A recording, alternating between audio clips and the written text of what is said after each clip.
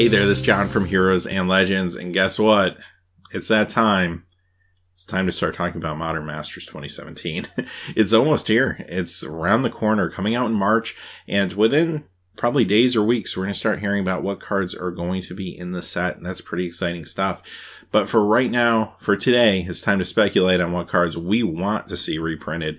And in particular, we're going to look at white cards today. So as you can imagine, this is going to be the first video in a series of videos where we go through the color pie and discuss what cards really should be and hopefully will be reprinted in the set. A couple of things you're going to see in these videos. First off, we're not going to talk about any cards that aren't eligible for the set. So as far as sets go, of course, they have to be modern and legal cards. In the last set that they go up through for core sets is Magic 2014, and for expansions, it's going to be Dragon's Maze. So anything that came out after that, you won't see on any of these lists that we talk about.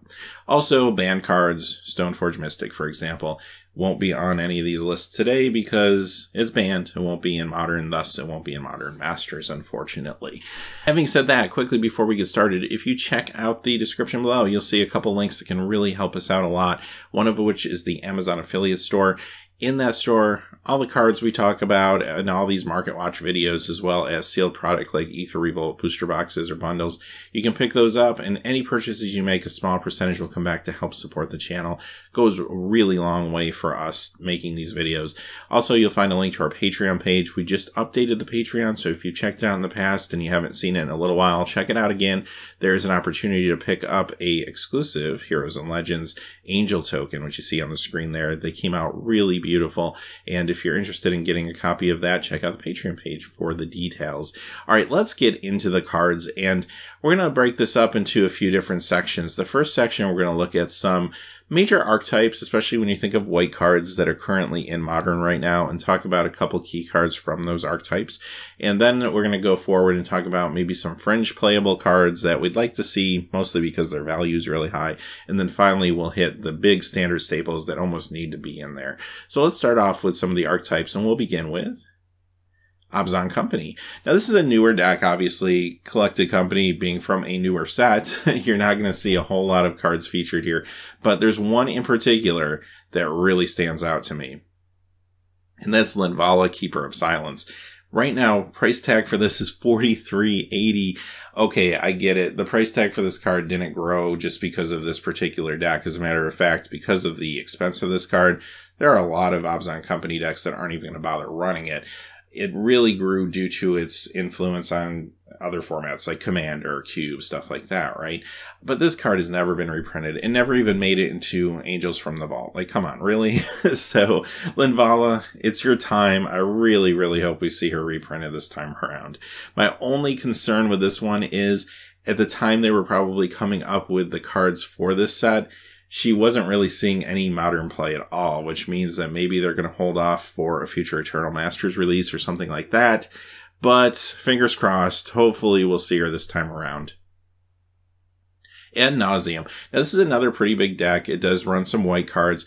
In particularly, the couple cards that I wanted to talk about are the ones that keep you alive, and that's Angel's Grace and Phyrexian Unlife.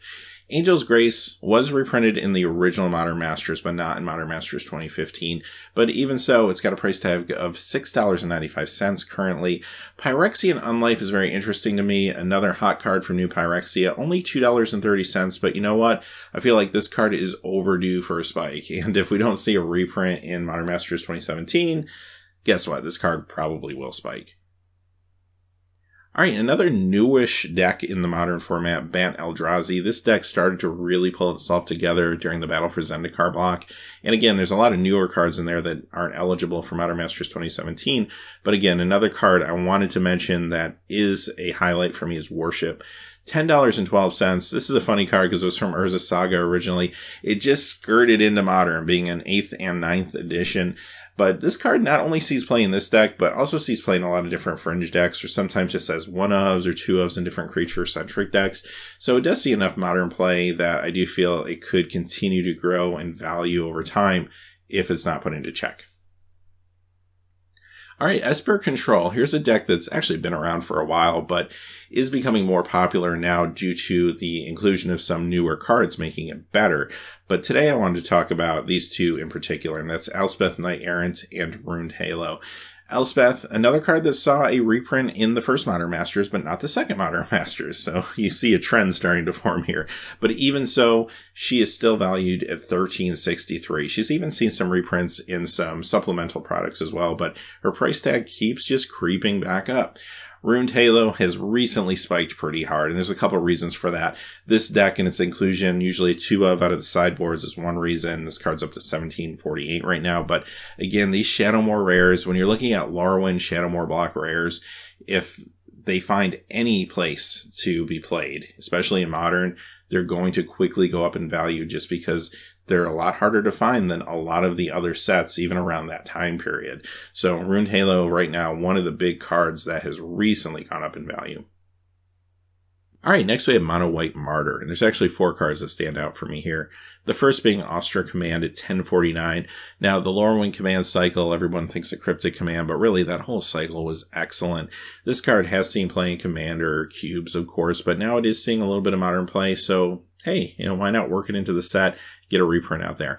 Martyr of Sands, of course, the deck's named after her. She's going to be good. Only $1.39, but this might be a good common or something like that to put in the set and just have a build around mechanic or something like that in the limited game. That could be cool. Sarah Ascendant, $16.91. Another card that's never seen a reprint from Magic 2011. Definitely time to see a reprint for this card. Not only does it see a fair amount of play in this deck, but also in Soul Sisters builds.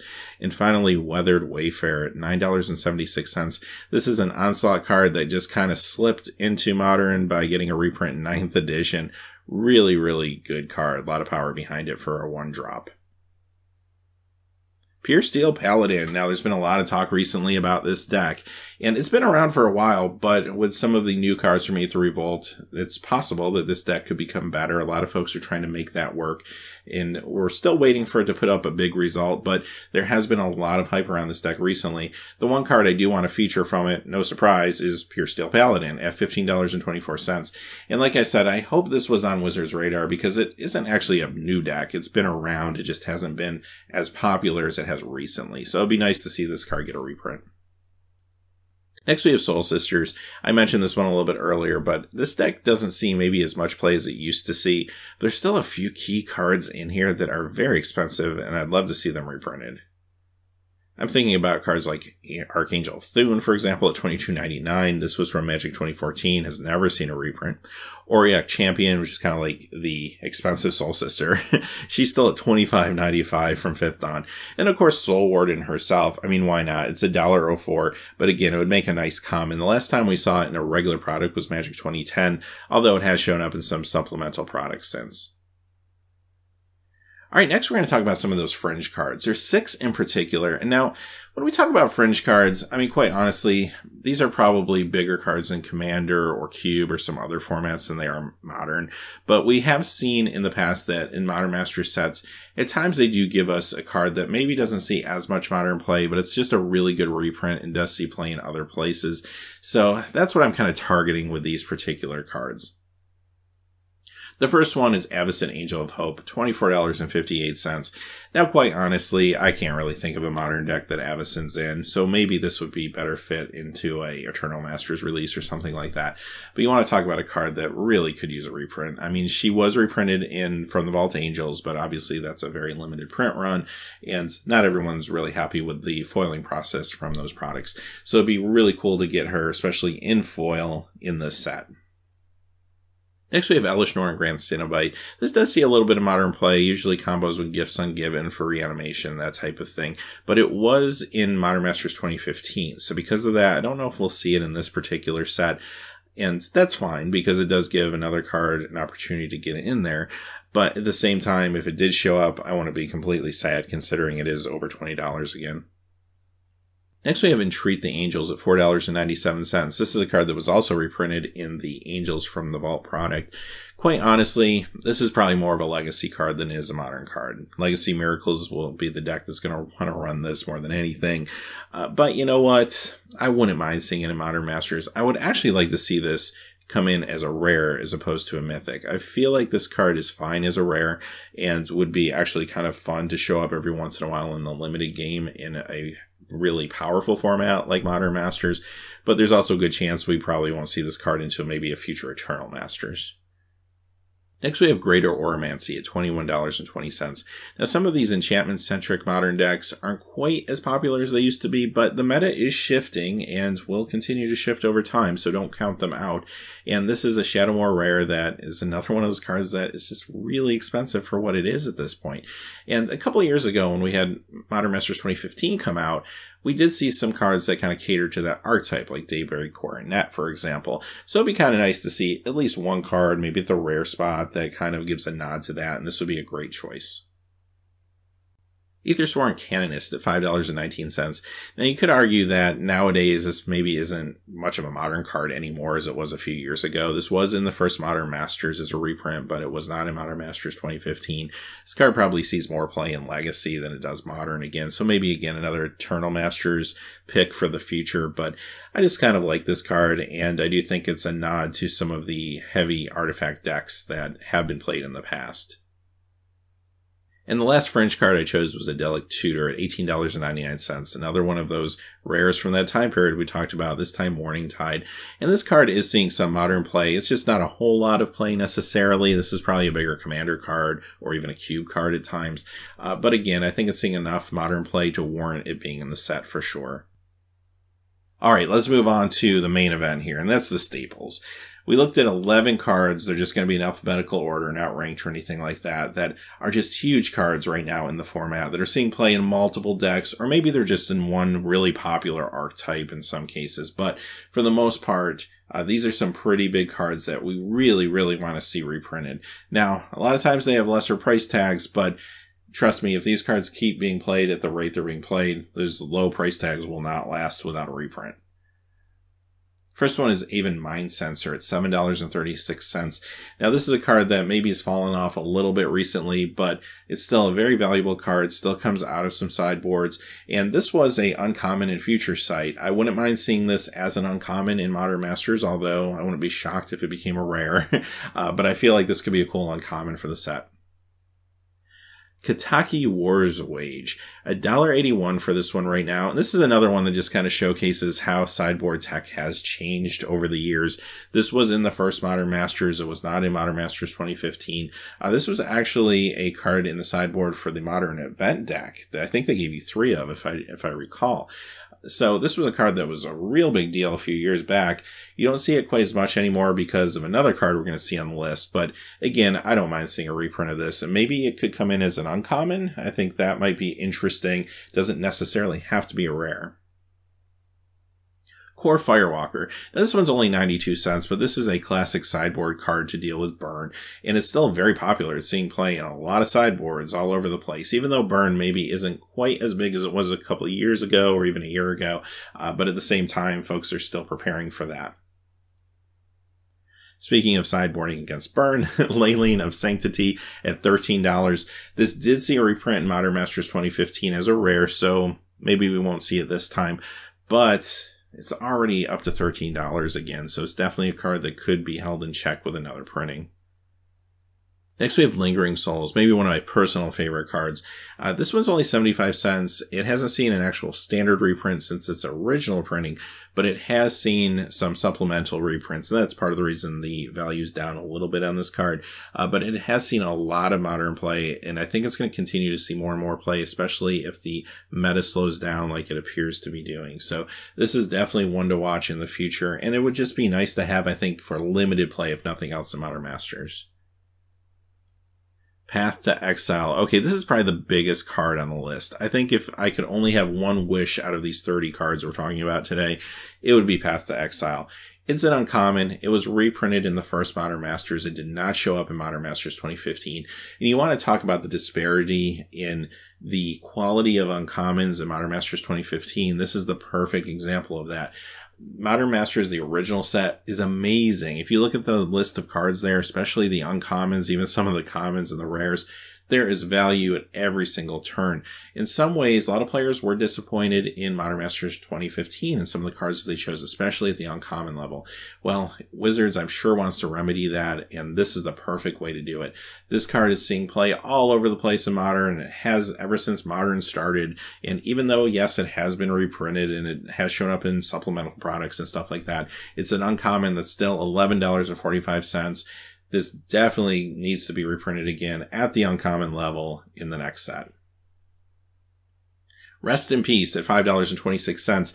I mentioned earlier that the sideboard metagame has changed over the years, and cards like this are a big part of it. If you're looking for a way to stop decks like Dredge, Rest in Peace really became one of those go-to cards. And even though, yes, I know Dredge got nerfed a little bit with the banning of Golgari Grave Troll, it's still out there, and I think it's still a good deck.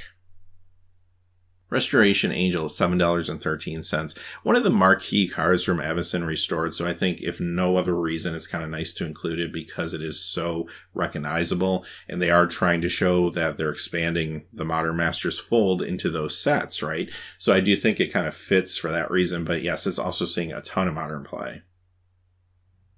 Stony Silence at $8.05, an Innistrad card that really changed the way that you think about sideboarding against artifact strategies.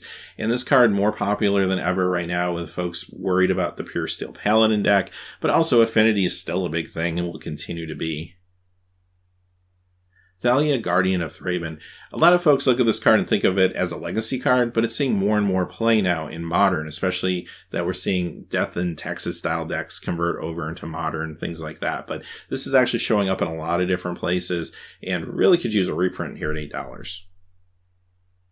All right, our last card of the day is a classic. It's Wrath of God at $6.50. Now, this did see a reprint in Eternal Masters, so I'm not really thinking we're going to see it in Modern Masters, quite honestly. But I wouldn't be sad if it showed up there because it could be a cool rare for limited play, if nothing else. And it does see Modern play in Control decks, so it's definitely worth having in the conversation.